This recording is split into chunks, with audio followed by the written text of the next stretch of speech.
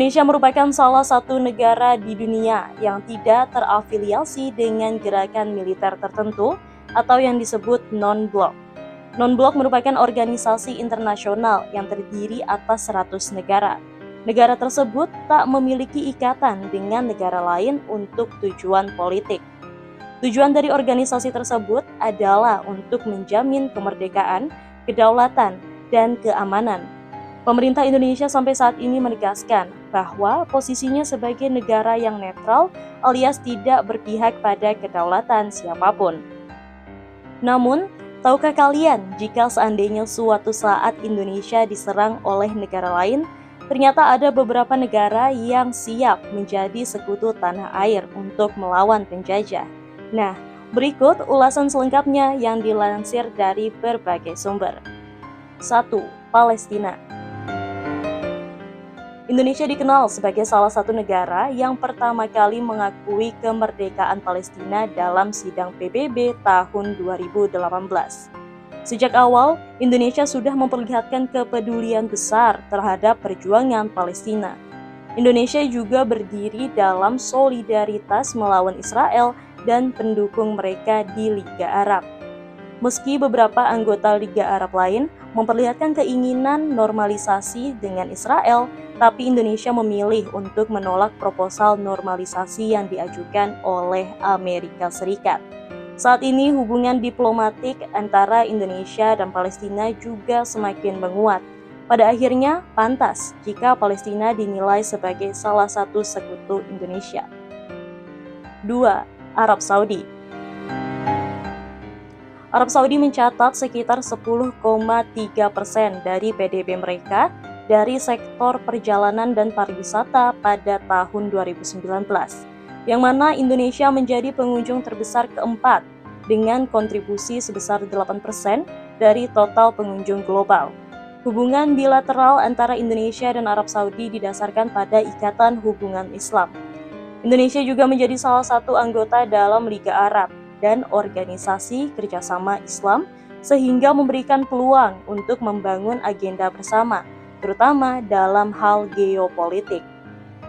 Kunjungan sejarah Sultan Arab Saudi ke Indonesia pada Maret 2017 adalah bukti nyata kedekatan hubungan ini yang membuat Arab diakui sebagai negara sekutu Indonesia.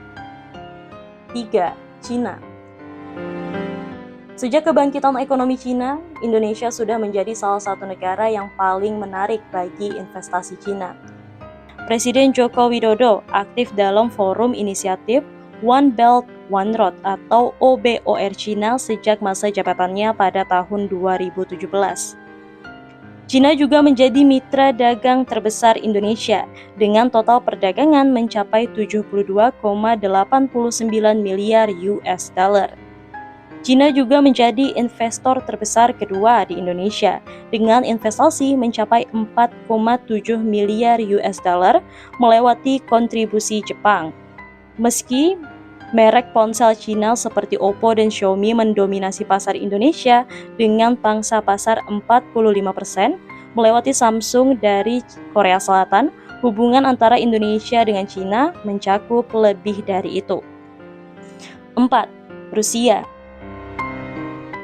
Hubungan Indonesia dan Rusia terjalin sangat baik sejak pemerintahan Presiden Soekarno.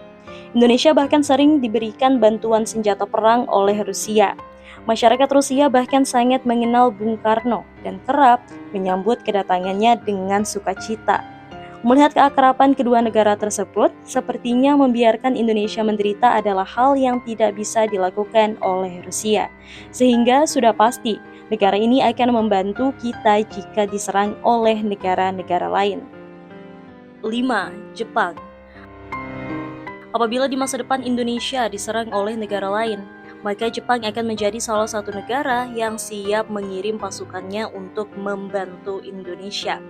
Meski Jepang sempat menjajah Indonesia, tapi di masa modern hubungan kedua negara ini sangat baik, terutama dalam bidang ekonomi.